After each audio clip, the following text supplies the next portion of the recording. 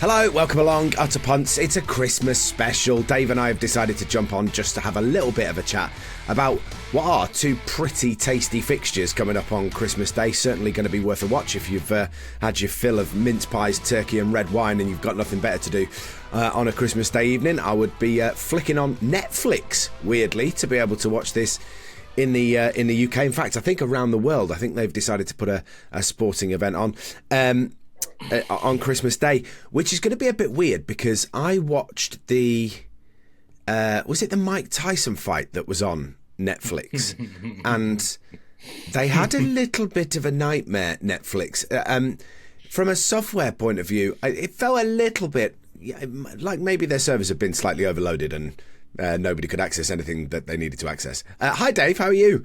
I'm alright. You know, it's weird because like years ago Netflix were the standard for never losing service, and yet now they can't cope with demand. But I mean, who knows what that is? Maybe they're just not used to it after covering The Witcher. Yeah, well, I think all of what you've said is completely fair. I do wonder though, like this is a different kettle of fish to a boxing match being put on late in the evening. This is, you know, primetime NFL, Christmas Day, Chiefs, Steelers, Ravens, Texans. They're big teams, and it's going to be a big test for them, Dave, to see whether they can actually. I mean, we'll get on to talking about the games properly in a minute, but it's going to be a big test for Netflix to actually make sure that people are going to be able to watch this. It is. I mean, I wouldn't normally be bothered, but it's perfect time, isn't it? Like family will be going away, 6 o'clock in the evening for us, kind of prime time, and then Chiefs versus Steelers. Patrick Mahomes versus the old Patrick Mahomes, Russell Wilson. There was a time when people spoke about him as highly. There really was. But he only won one Super Bowl and then choked another one, and after that he was kind of done. So I'm massively interested to see what happens there. I think I watched the Chiefs game this week, just gone, and I can honestly say it is getting ridiculous with the referees. They were coming up with calls that I just couldn't see, and I wasn't watching it with any kind of prejudice against the Chiefs. I was just astounded by how bad it was. I mean, go back and see the episode that we recorded 3 or 4 weeks ago about this, because we went into it in depth and how it was all a little bit strange. They are 14-1, but I'm not sure on evidence they're a 14-1 team, Dave. It's a lot of one-score games. Now, one-score games are often decided by coaching. There does appear to be a pattern. Like Andy Reid is a great coach. They win a lot of one-score games. You can see that pattern across the league where you've got someone who's got a good winning culture instilled in their team. Looking at you, Kevin O'Connell. But like, it is just a fact of life that the close games tend to get decided by the coaches themselves. And they have the best coach in the league, and I do always think that there's no getting around the fact that the biggest impact on a team does come from that head man in the coaching seat. And I think that we're in a situation now where we can potentially get a number of outcomes from these Chiefs games, but what with the protection of the referees, it's consistently going their way, and it is protection, in my opinion. I just, there was a holding call given, which there was no holding call. That was in their favour. And then multiple holding calls against the opposition. Danielle Hunter, I think it was Texans, right? And Danielle Hunter was getting through and held and having even on one occasion, horse-collared by the O-line, nothing. So, I don't know. It's one of those. It almost feels like it's undermining their achievements. They're 14-1 and everyone looks at it and goes, meh.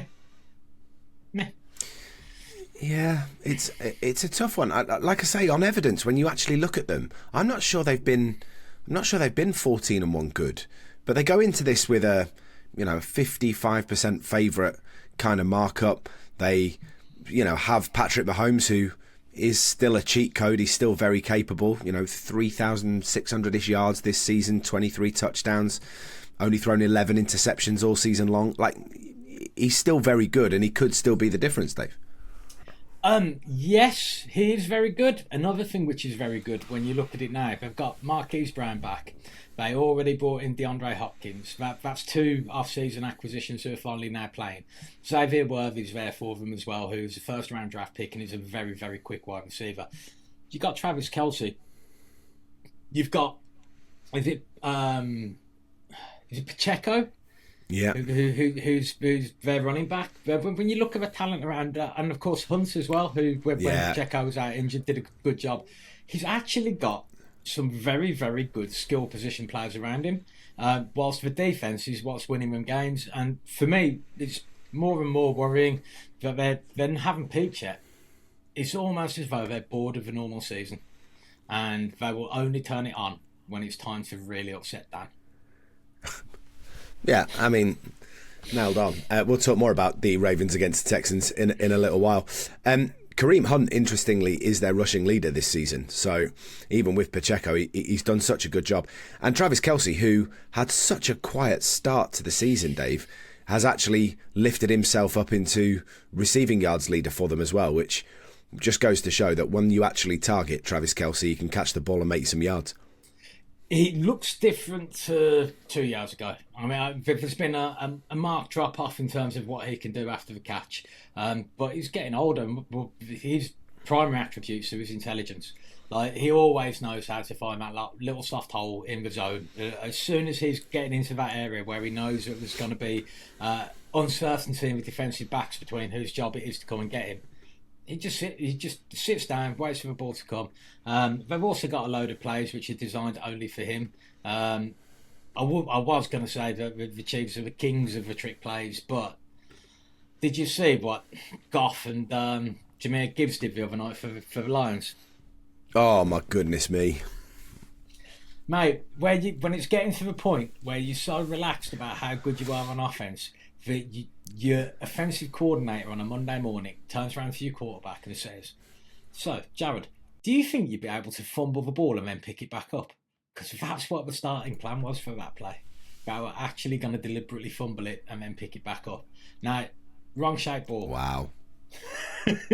Wrong shape ball. But, you know, as it was, Jared Goff pretended that he was dropping the ball. Jahmyr Gibbs sold it in the backfield by diving towards what could have been a loose ball, and all it did was cause the entire defence to start going forward, and Laporta was in behind. It's an Andy Reid influence. It really is. Like, Ben Johnson is potentially Are they calling it the stumble bum? Is that what they're calling it? Probably. I think I saw that somewhere. Everything has to have a name, doesn't it? Like the tush push or the stumble bum. Thing is, look at how good that is psychologically, what the Lions have done there. They know full well that they were losing their mystique. They've given up a lot of points recently. Now, didn't expect the Bears to put many points on them, and they were successful in that endeavour. But it was a state of affairs there that just went to show, okay, we're losing a little bit of momentum. We're losing a little bit of our mystique. Momentum, Dan. We're losing a little bit of our mystique. And what do? They come up with something that no one's seen before. The sheer nerve of it will put uncertainty in people's minds. And yeah, it worries me for the future, because if anyone can fix Caleb, it will be Ben Johnson. And apparently he's interested in the Bears job. So watch this space. We'll talk more about coaching in a little while, because there's a couple of little bits that'd be worth having a little natter about. Just to bring us back to Chiefs Steelers, which is the first game on Christmas Day. How do you see it going? Is it one-way traffic, Dave, or is this a bit more tough? I don't particularly believe in the Steelers' offense without Pickens, and the Steelers' defense is great, but the best player on it is currently very, very banged up. But it's a tussle between two of the best coaches to ever do it.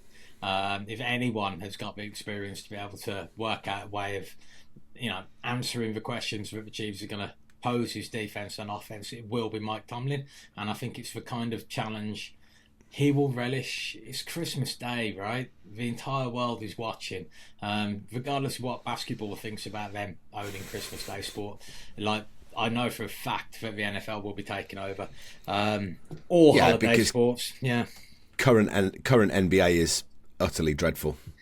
Wow, I mean, I've never enjoyed basketball apart from like Michael Johnson versus Larry Bird, Jordan. Michael. Mate, he was really good at 400 metres as well. That guy, they called him Magic for a reason, right? It just goes to show how much Dave loves the NBA when their star player gets confused with a track and field athlete. It's never caught me. Like, you know, I understand that LeBron James is a man at the moment, mainly for a meme. Steph Curry is the other one. And actually, I mean, this is a complete sidetrack, but it's actually Steph Curry for me that has ruined the NBA, because all of a sudden Steph Curry, who can shoot 3-point shots at will from anywhere he wants on the court, everybody's seen what they're doing and gone, oh, hang on a sec, we should be shooting 3 points as well. And instead of it being a game where it was all tactics and screens and ability inside the key, and it's all changed to now, oh, we'll have to shoot 3-pointers as well. And it's just the most sterile, boring game in the entire world. So that's enough said about that. We'll move on. What were we talking about? Sorry, rant over. That was a good rant, though. I respect that rant. Was that be in my bonnet? It felt like there was a lot of pent-up Man United stuff there as well. Look, I think the less said about Manchester United, the better at the moment. No, you have a future now, mate. They'll be fine. I like that manager. He's. It was my 40th birthday on Sunday. Went to do the game, and Ruben Amorim gave me a hug. And said happy birthday, which was quite nice. Well, I don't know how much it means to you, but it's the first manager you've appointed them all that I approve of. No, I'll take it. I'll take it. Yeah, the Dave seal of approval. I love that. I absolutely love that. Anything else that we need to talk about on Chiefs Steelers before we move on? Not really, other than the fact that I do wonder whether or not Taylor Swift will put in an appearance to the captive Christmas Day audience.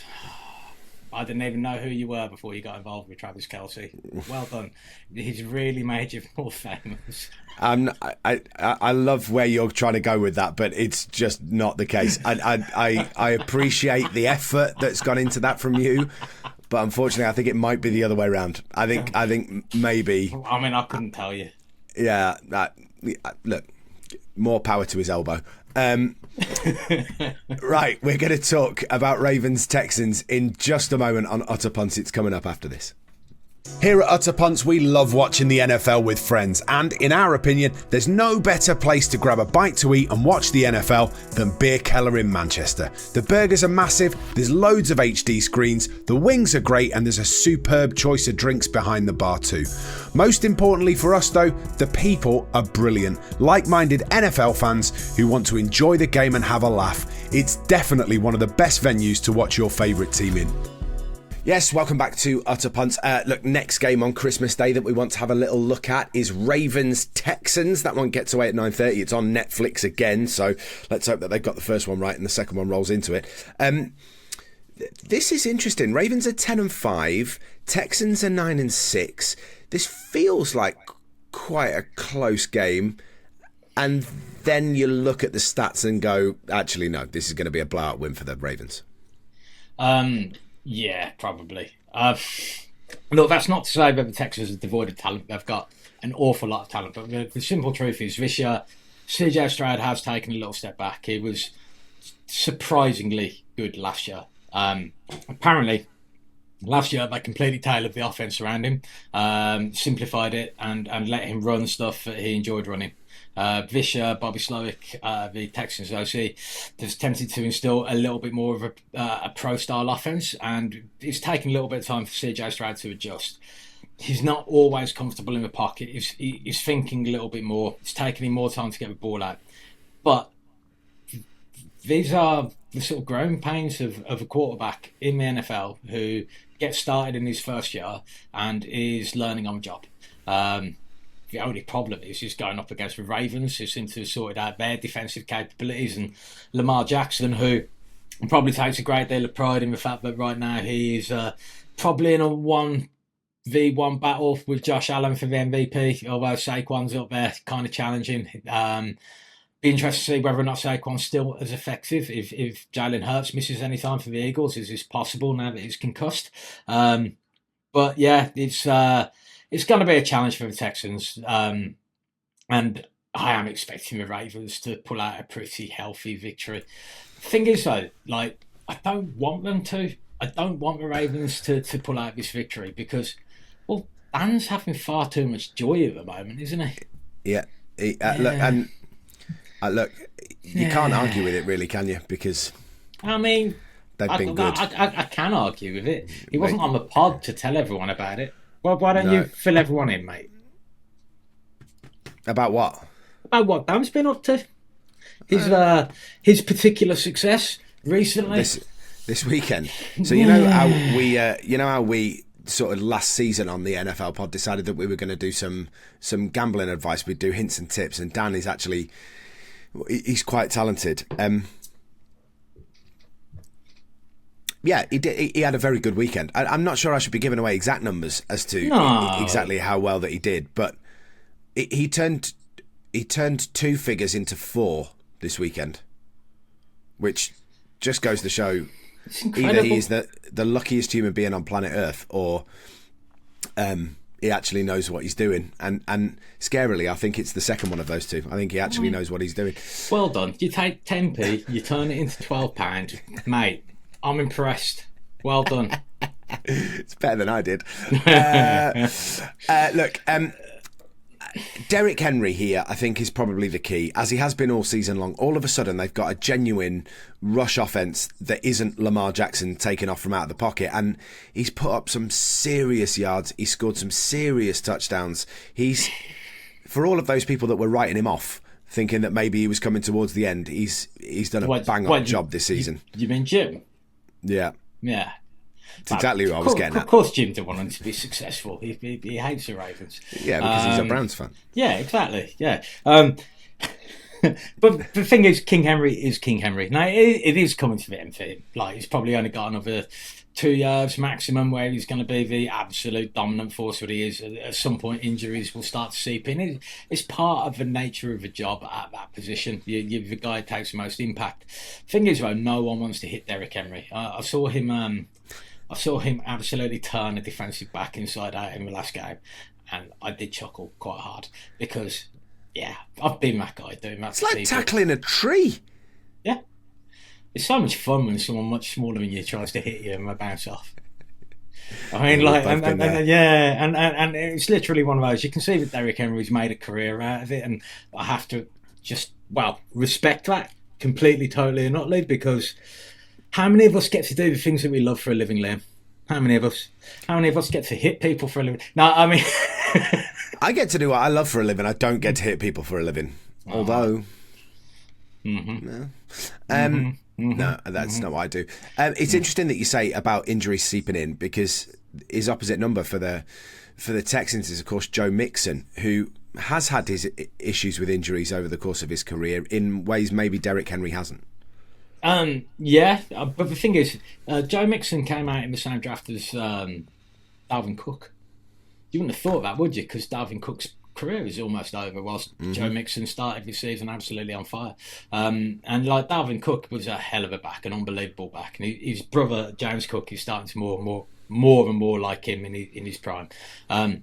But yeah, it's a bit weird. Dalvin Cook pretty much gone. And Joe Mixon, despite all the injuries, despite being getting concussion early days as well, he has looked great. But then he picked up an injury this year as well, and they haven't been able to run the ball quite as well, quite as effectively lately. And I think that's coincided with the struggles from Stroud. He's also really struggling under the blitz this year. I think there's a lot more stunts and things being thrown at him whilst he's trying to process the offense a bit more. So yeah, it's causing his yards per attempt to fall. He's still got a half decent completion percentage, but with the likes of Nico Collins, he's not really able to stretch the field. Don't forget, Stefan Diggs got injured for the season as well. So the Texans aren't in as good a shape as they were, weirdly, when they played the Vikings. I honestly think the Texans are probably the Vikings' best win this year, because that was a fully fit, fully healthy, and fully confident Texans team that struggled and haven't really been that great since. But we'll see, mate. But yeah, I'm expecting the Ravens to put a bit of a pounding on them, to be honest. So Dan will probably have a good Christmas. Sorry to all the Texans fans out there. I'm quite lucky that I get to spend Christmas with Dan this year. So look, I'll take Dan in a good mood. That works for me absolutely brilliantly. Some numbers for you. Derrick Henry, 278 carries this season, 1,636 yards, 13 touchdowns. Compare that to Joe Mixon, 231 carries, 967 yards, 700 yards behind with 11 touchdowns. And it just goes to show how often the ball is going to Derrick Henry. And he's making some serious inroads. We're going to talk, I think, about some coaching hot seats, because there's some seats that I think are probably warming up as we go into the end of this season. So we'll do that in just a second. We'll let Dave sort his... I mean, he looks like he's a reporter from the 1940s. Honestly, that's kind of a vibe I've been going for since Bill said he liked it. But I need to get a better hat for it, though, one where I can put a little paper in my band and stuff. I'll go for it. Maybe if we could cut a hole in the top of the hat, you could feed your headphones through it as well. We'll let Dave sort his hat out and we'll be back after this. If you're anything like us at Utter Punts, we love the fantasy games surrounding the NFL, but sometimes they're a bit too focused on their American audiences. That's why we were blown away when the Fantasy Game Day app rolled into town, a weekly fantasy game with player values in pounds totally dedicated to the NFL's UK audience. There's insights and analysis and plenty of opportunity to compete with your friends, but the best bit, weekly cash prizes. Use code PUNTS when you sign up for a free entry after you play your first week.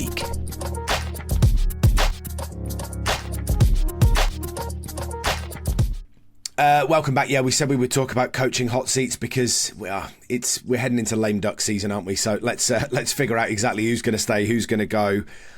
For me, the seat that I think is probably the most likely to spontaneously combust, it's that hot, is Mike McCarthy's. I don't see how he can survive it. I'm just looking at some of these. You've gone 9-8 at very best in a season where the expectations were through the roof. You've got Dak Prescott and all of the money. I just don't see how you survive it, Dave. So the only way he can possibly survive it is if he was basically, you know what, get rid of it, man. Right, I'm fed up now. Sorry. Right. So the only reason he could potentially get through it is because it's not really his fault, and it might not be. Like, Jerry Jones didn't invest anything in that team in the off season. Like, he basically just left them hanging out to dry. Said that they were going all in, paid back a big contract. I don't get it. I've said before, you should never pay somebody unless they're an actual elite quarterback. Same arguments going on at the moment with Sam Darnold, who is performing very, very well. Well done, Sam. Like, earn yourself a payday elsewhere, my man. We've got our QB. This guy's a freaking genius. Can't wait till next season. Anyway, I mean, literally, even though we're whatever record we are, 13-2 now, I'm still just waiting for next year. But we're not going to beat the AFC teams. Pure and simple. I love how this has turned on to the Vikings when we were talking about Mike McCarthy. How's that worked? Oh, do you know what? On that topic, Mike Zimmer had a day last night. Like, that defense was amazing. Actually, let's talk about coaching hot seats and where the potential changes might be now. Fuck that. Let's talk about the Vikings instead. No, we're still talking about Cowboys here. Zimmer's on the Cowboys, mate. And which is one of the things, because Mike Zimmer is a beloved disciple of Jerry Jones. When he brought him in, there was rumours years ago that the Cowboys wanted to trade for him when he was still the Vikings head coach. The fact that he brought in Zimmer, raised eyebrows at the time. Zimmer's defense is starting to hum. Like, Micah Parsons is back. That side of the ball starting to look good. If it is a change in Dallas, that's what I think will happen.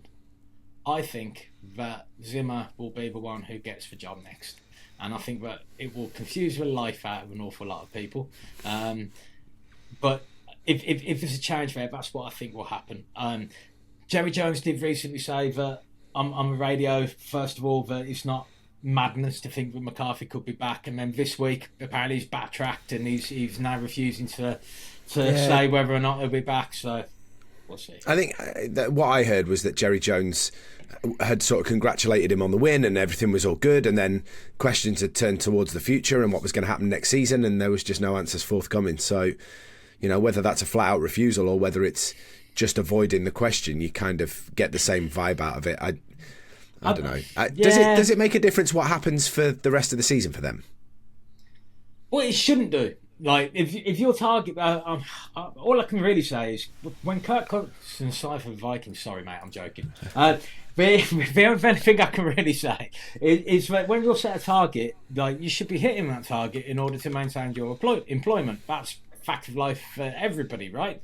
And the target for the Dallas Cowboys was to compete for the division. I don't feel they've done that. If they finish with a winning record with the injuries that they've had this year, maybe they give McCarthy another go, particularly with the very positive sort of comments that have been made by the players. But then it's got all of those players paid inappropriately for their value.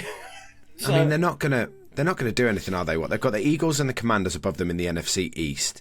The Commanders have won 10, the Eagles have won 12. They can't do anything. No, they're not. They're out of the playoffs. They mathematically can't qualify. So I guess that's why I'm asking whether it would make it. Like, if he gets 2 big performances out of that side and he manages to convince them how important it is, does that change what Jerry Jones thinks?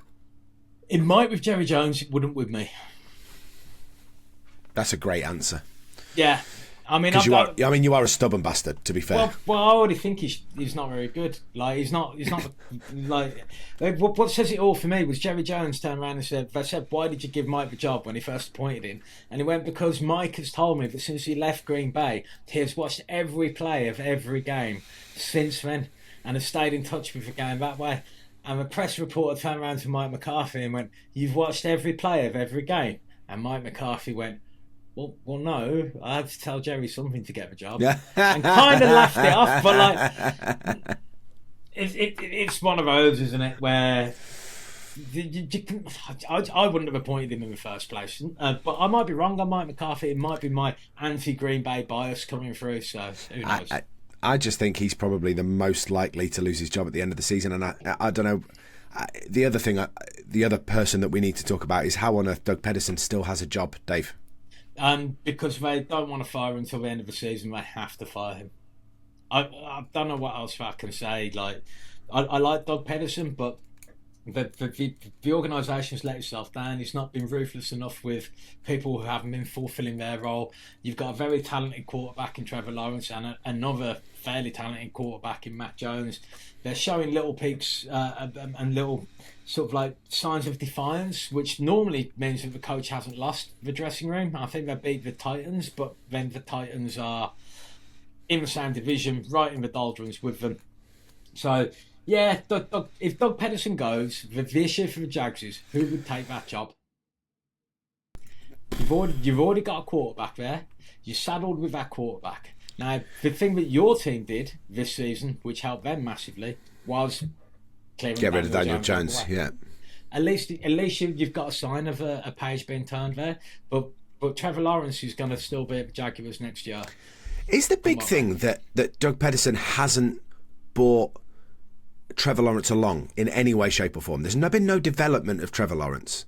Does Trevor Lawrence need somebody that's going to help develop him further? Yeah. Effectively, Doug Pederson was brought in as a quarterback whisperer. He won a Super Bowl with Nick Foles. He had Carson Wentz looking like a viable NFL starter when he first came into the league. And yet, Trevor hasn't evolved. The offense which is there is predicated upon a run game, well, a short passing game which is an extension of a run game, and they haven't had the backs to be able to fulfill that. It's not as though he's been, checking the ball down to Christian McCaffrey. He's been checking the ball down to a banged up Travis Etienne and Tank Bigsby, who, while showing some promise, has recently been fumbling the ball as well. So it's they haven't improved. They haven't invested in the right positions. Tavon Walker, who they took number 1 overall, great, like athletic upside. He's starting to look like a player. But again, if you could have got him at number 4, why didn't you trade back? If Aiden Hutchinson would have gone number 1 overall, the Lions wanted him. You should have said we're taking him. You should have forced them to come up and trade with you. Like the organisation has been mismanaged, and at the moment, Tony Khan is pretty much running the operational side of a football club, whilst he's also running the operational side of a wrestling organisation. With the best will in the world, Tony, you can't be doing a great job in both places. How's it going for you? How do you think you're doing? 4-16. That's how that's going in their last 20. 4-16. Yeah. Can't ask for much more. Nah. Look, I think the only thing left to do, Dave, is to say Merry Christmas. Have a lovely festive period. We'll be back at some point next week once we've got the band back together. Yeah. Yuletide felicitations for those that celebrate, and those that don't, enjoy the time off that you get because the rest of us do. Beautiful. And if you don't celebrate time off, what's up with you? Yeah. Anyway, Weirdos. Merry Christmas all. Have a happy New Year. See, Ginger Santa's come to visit. Dave, thank you very much. We will see you next time on Punts.